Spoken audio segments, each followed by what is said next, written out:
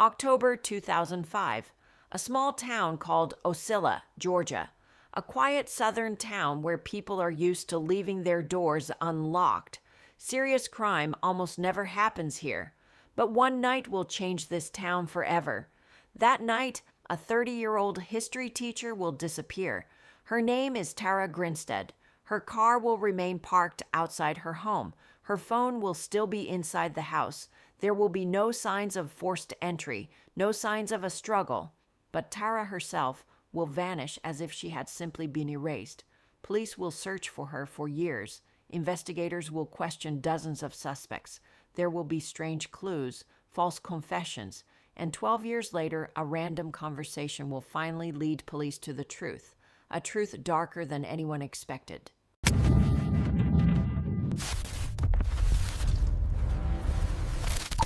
Ocilla is one of those small southern towns that seems frozen in time. Just over 3,000 people live here. In the center of town, there are a few small stores, a gas station, and an old courthouse. Most residents have known each other since childhood. Teachers often teach the children of families they taught 20 years earlier. People here are used to trusting one another. Doors are often left unlocked. Neighbors greet each other every morning. In a town like this, the disappearance of a person feels almost impossible, especially when that person is someone like Tara Grinstead.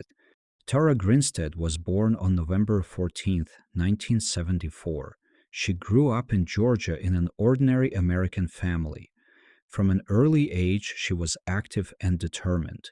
Teachers remembered her as a smart and highly organized student. Even in high school, she decided that she wanted to become a teacher. She enjoyed explaining complicated things in simple ways.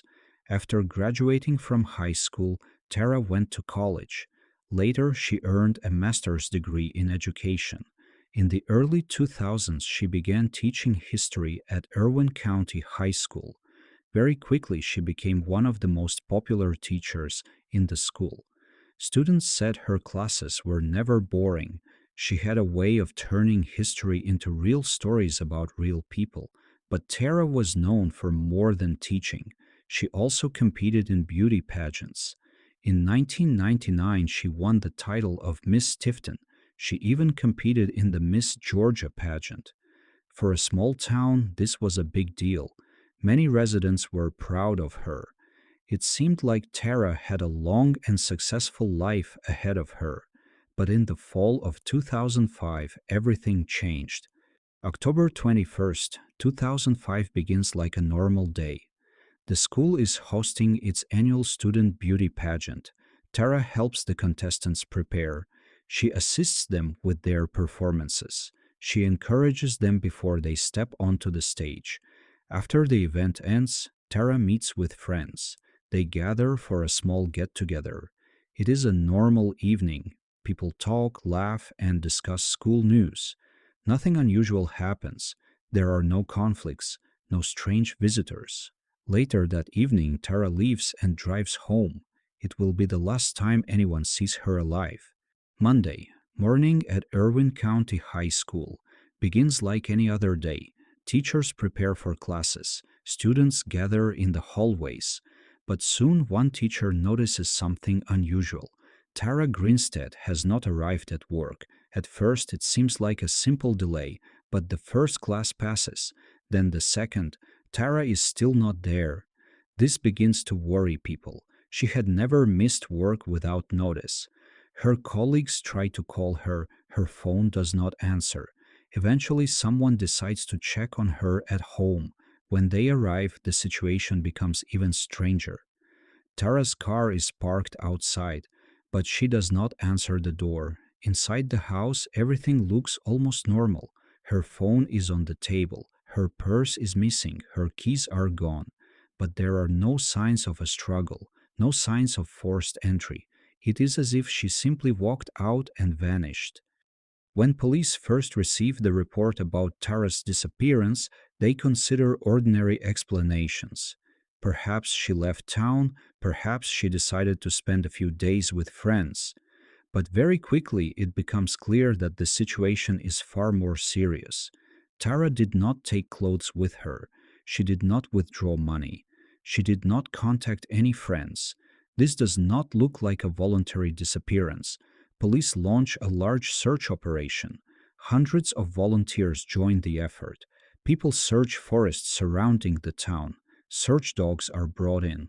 Helicopters scan the area from above. Every corner around Ocilla is examined, but one day passes, then another, then a week, and still no trace of Tara. Investigators begin examining Tara's life more closely. They question her friends, her co-workers, her former boyfriends. They search for any conflict, any reason someone might want to harm her. But nothing significant appears. Tara was known as a calm and friendly person. She had no enemies, no dangerous connections, no criminal associations.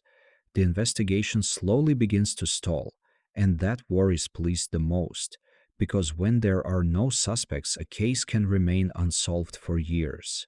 Sometime later, investigators find a strange piece of evidence. It is a latex glove. It is discovered near Tara's home. Male DNA is found on the glove. At first, it seems like an important clue. Investigators begin comparing the DNA with national databases. They test men from the town, former students, various possible suspects, but there are no matches. The evidence exists, but it does not lead to any person. 1 year passes, then another. The investigation slowly becomes a cold case. Sometimes police receive new tips, sometimes new theories appear, but none of them lead to a real breakthrough. Tara's family continues to wait. Every year they hope new information will surface, but time keeps passing, and hope slowly begins to fade. In 2016, something unexpected happens. Journalist Payne Lindsay launches a podcast. It is called Up and Vanished. The podcast focuses on the disappearance of Tara Grinstead. Each episode re-examines the old evidence. He interviews witnesses, police officers, residents of the town, and suddenly something remarkable happens. People begin to talk. Those who had stayed silent before, those who had heard rumors, those who had been afraid to speak, and one of those stories leads to an important phone call to police. A woman tells police about a conversation with her former boyfriend. His name is Bo Dukes. According to her, he once confessed a terrible secret. He said he knew what happened to Tara. He said his friend Ryan Duke killed her. Investigators begin checking the information, and very quickly they realize it might be true. In February 2017, police arrest Ryan Duke. During questioning, he confesses. He says he broke into Tara's home to steal money, but she unexpectedly returned home. A struggle began. In panic, he strangled her. Later, he called his friend Bo Dukes. They transported the body and burned it in a rural area. At first, it seemed that the arrests had finally solved the case. Investigators had a confession. Police believed the truth had finally been uncovered. But once the case reached the courtroom, things began to unfold very differently. During the trial, Ryan Duke unexpectedly withdrew his confession. He claimed that he had not killed Tara Grinstead. According to his testimony, the real killer was Bo Dukes. He argued that he became involved only after the murder had already happened, and that his role was limited to helping dispose of the body. These statements completely changed the direction of the trial. Now the jury faced a difficult task. They had to determine which of the two men was telling the truth. Prosecutors presented evidence. Witnesses testified. Interrogation recordings were examined. But after so many years, many details of the crime were impossible to reconstruct with absolute certainty. In criminal law, there is a fundamental principle.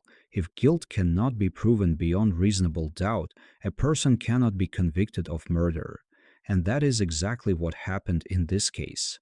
In 2022, Ryan Duke was acquitted of the murder of Tara Grinstead. However, he did not escape punishment entirely. The jury found him guilty of concealing a death. For that crime, he received a 10-year prison sentence. Bo Dukes was also convicted. He was found guilty of concealing the body and providing false statements. He received a much longer sentence, 25 years in prison. But even after the trial, one crucial question remained. Tara Grinstead's body was never fully recovered. Investigators discovered only small bone fragments in a rural area. They were too damaged to definitively confirm their origin. For Tara's family, this means the story has never truly reached its conclusion. More than a decade has passed. Arrests were made, a trial took place. But the most important question still remains unanswered. What exactly happened that night, and why the life of a young teacher ended so tragically? Thank you for watching. If you're interested in real crime stories and detailed investigations, support the video with a like and subscribe to the channel.